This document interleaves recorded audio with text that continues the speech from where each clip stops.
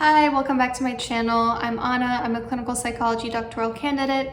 On this channel, we talk about real-life applications to psychology. If that's your type of thing, hit like, hit subscribe, all that good stuff so that this video gets a boost in the algorithm. Today, we're talking about the idea of matching people's energy in relationships. If you're not familiar with the idea of matching someone's energy, it's along the lines of they say hi, you say hi. They bail on you, you don't jump through hoops for them the next time they need something from you.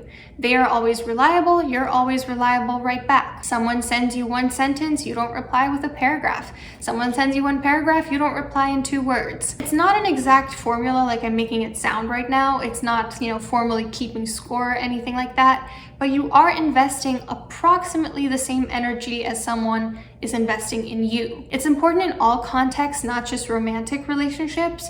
In romantic relationships, of course, not matching your partner's energy can set up a dynamic where you're desperate for their breadcrumbs and you're always lowering your standards for them. They almost never reach out to you, almost never initiate seeing you, almost never reply to your texts, almost never do anything thoughtful for you. So instead, you're the one always reaching out, always jumping at the opportunity when they ask to meet up, always doing thoughtful things, hoping they will eventually reciprocate. In terms of friendships, this can also be an issue. For instance, I had a friend who we don't live in the same city. And when we did happen to be in the same city, we had made tentative plans.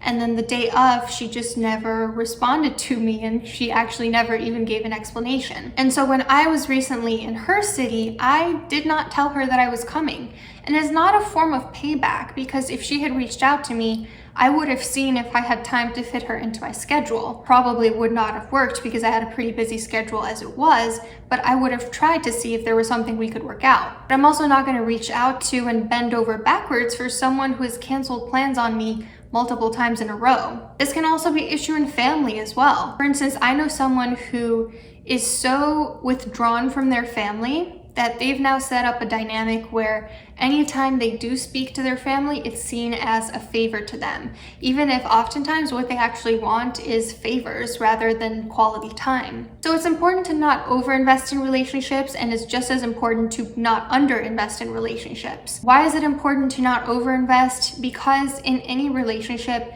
2 people are never investing an equal amount of energy. And usually the person who's investing less energy or cares a little bit less will also respect you a little bit less as well. They may not show it. They could be the kindest person in the world and treat you with respect. But if you set up a dynamic where you are always giving and they're always taking, it's only human nature to take that for granted. On some level, whether or not they realize it, whether or not they act upon it, they are going to respect you less. We have an expression in Romanian, ce sunt eu, prostul satului, which basically means, what am I, the village idiot? It means that if you're always giving and giving and giving without reciprocation, you're being taken advantage of. If you invited someone over 3 weeks in a row and you've never seen the inside of their home, you may be starting to act like the village idiot. And it's also important to not underinvest, because then you're the one taking others for granted, which A, is hurtful, and B, sets them up to resent you, and then you will also end up with no friends. Because you'll push people away or miss out on opportunities for connection, you'll end up with no one in your court. In my opinion, we should strive for pretty egalitarian relationships, and this also implies fluidity. If one person has a really stressful semester and can't hang out much, that means the other person also should maybe consider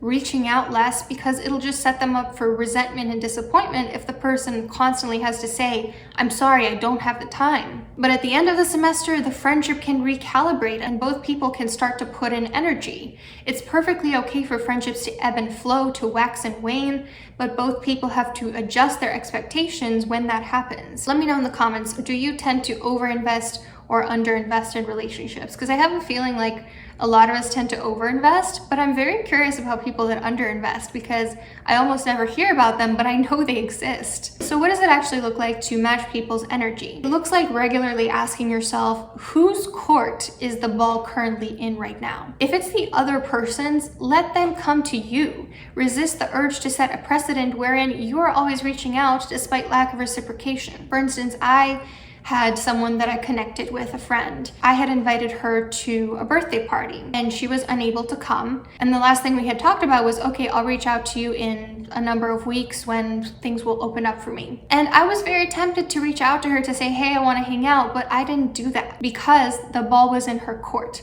And she had already rejected me once, so why would I put myself in the position of being rejected possibly all over again? Matching people's energy also looks like not picking up someone's FaceTime call when you've sent them 6 unanswered text messages over the course of months and suddenly they need something from you, so they reach out. Another example of matching people's energy is one time I invited somebody over to my home, and the second that this person was in my home, she sent me a text message saying something about me.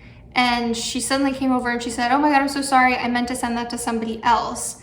And I realized that the second I had invited her and welcomed her into my home, her instinct was to text someone something about me that was maybe not the nicest thing. And so when this person was in town and asked to hang out, it wasn't that I necessarily held a grudge. It wasn't something that bad that she had said that I would have been seriously offended. But seeing her at that point in time would have meant bending over backwards because I did have a very busy schedule. And I just won't do that for someone who disrespected me in my own home the second I welcomed them in. On the other hand, I have another friend who is always reaching out, and I happen to be the one who's underinvesting in that relationship. I sometimes forget about text messages.